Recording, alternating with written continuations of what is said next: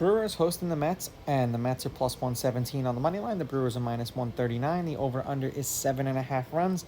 And the Mets getting a run and a half on the run line are minus 191, meaning if you bet them that way, they win this game outright, you win. They lose by 1, you win. And the Brewers laying a run and a half on the run line are plus 159, meaning if you bet them that way, they have to win by 2 or more. And we kind of called it last night that we said that the Mets and Braves were both going to get into the playoffs because whatever team won game 1 was not going to win game 2. And that came true, and unfortunately for the D-backs, they were the ones that ended up getting shafted. Severino pitched once against the Brewers this year. 5 innings, 6 runs, 3 of which were earned. They lost 7-6. He struck out 6. Peralta pitched once against the Mets this year. 6 innings, 1 run, 1 earned. They won 11-1 in New York, and he struck out 11 batters in that game. Head-to-head, the Brewers are 8-2. The road team is 7-3. The underdog is both 7-3 on the money line and 7-3 on the run line. However, the favorite has won the last 2 games that they've played against each other.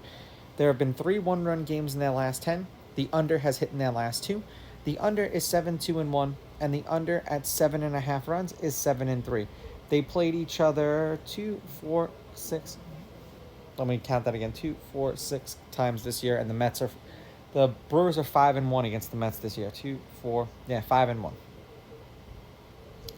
They haven't confirmed starters yet because they love to piss me off with stuff like that. So in Severino's last 10 appearances, because he was supposed to pitch in game 2, and like I said, he and Sale were not going to pitch in game 2 once these teams knew who won, because they weren't going to waste their good players.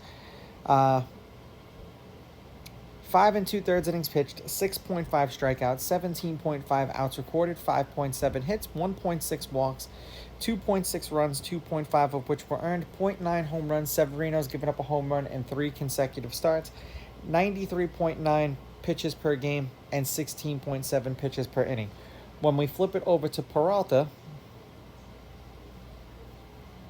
in his last 10 appearances, 5 1/3 innings pitched, 5.1 strikeouts, 16 outs recorded, 4.5 hits, 2.3 walks, 1.9 earned runs, 0.8 home runs, 94.5 pitches per game, 17.8 pitches per inning.